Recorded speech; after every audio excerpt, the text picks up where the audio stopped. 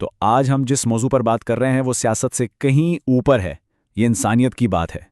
ये उस सदा के बारे में है जो फ़लस्तीन की सरजमीन से उठ रही है।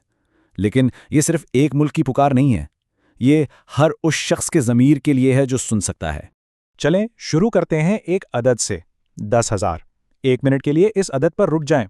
बस इसे सुनिए नहीं, इसे महसूस करने की कोशिश करें, क्योंकि आज 10,000 जिंदगियों का सवाल पूरी दुनिया के ज़मीर पर एक बोझ बन चुका है। हाँ, क्योंकि ये सिर्फ नंबर्स नहीं है ना। इनके पीछे किसी की मुस्कुराहट है, किसी का ख्वाब है, किसी की पूरी दुनिया है जो अब नहीं रही। हर गिनती के साथ एक पूरी कहानी, एक पूरी जिंदगी हमेशा के लिए अधूरी रह जाती है। और ये पुकार इन आदात से बहुत बहुत बढ़कर है। ये इंसानियत के नाम एक अपील है। यहाँ सोर्स एक ऐसा सवाल उठाता है जो बिल्कुल हिला के रख देता है। क्या मौत का भी कोई सिलेबस होता है? क्या खून की कीमत सरों को गिनकर लगाई जाती है? सोचें जरा, जब हम एक इंसानी जान के नुकसान को सिर्फ एक नंबर बना देते हैं तो असल में हम अपनी इंसानियत का कितना हिस्सा खो देते हैं। और यही वजह है कि फ़लस्तीन की गलियों से जो चीख उठ रही है ना, वो किसी एक मुल्क या सरहद तक महदूद नहीं है। ये तो सीधा इंसानियत के दरवाजे पर दस्तक दे रही है। एक ऐसी पुकार जो हर दीवार को फलांग कर हम तक पहुंचना चाहती है। लेकिन यहां कहानी का रुख बदलता है। ये सिर्फ उन लोगों की बात नहीं जो जुल्म सह रहे हैं, ये उनके बारे में भी है जो सब कुछ खामोशी से देख रहे हैं। ये है खामोशी का बोझ। और यहाँ एक बहुत कड़वी लेकिन सच्ची बात सामने आती है। देखें, यह समझना होगा कि जब नाइंसाफी अपनी हद पार कर जाए ना, तो न्यूट्रल रहना, खामोश रहना असल में जुल्म का साथ देना बन जाता है।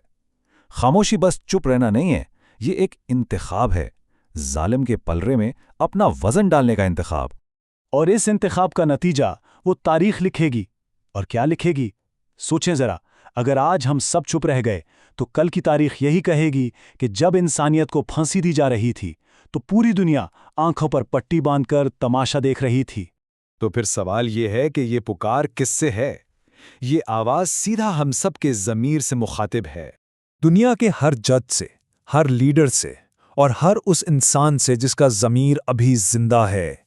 बस एक सवाल, क्या यही है आपका इंसाफ? क्या यही वो दुनिया है जिसका वादा था? इस सवाल से बचना नामुमकिन है। इसीलिए अब इस जुल्म के खिलाफ बोलना कोई पॉलिटिकल स्टेटमेंट नहीं रहा। नहीं, ये अब एक इखलाकी फर्ज बन चुका है। ये किसी पार्टी या नजरिए की बात नहीं, ये हर जिंदा रूह की जिम्मेदारी है।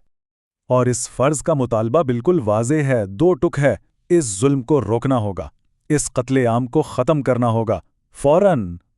तो आगे का रास्ता क्या है? रास्ता बिल्कुल साफ है। पहला कदम, नफरत और कब्जे की दीवारें गिरा दो। दूसरा, उस सिस्टम को बदलो जो ताकतवर को कमजोर का गला घोंटने की इजाजत देता है। फिर फिलिस्तीन को सांस लेने दो। और आखिर में उनकी जमीन, उनकी आज़ादी, उनका सुकून, उन्हें वापस लौटा दो।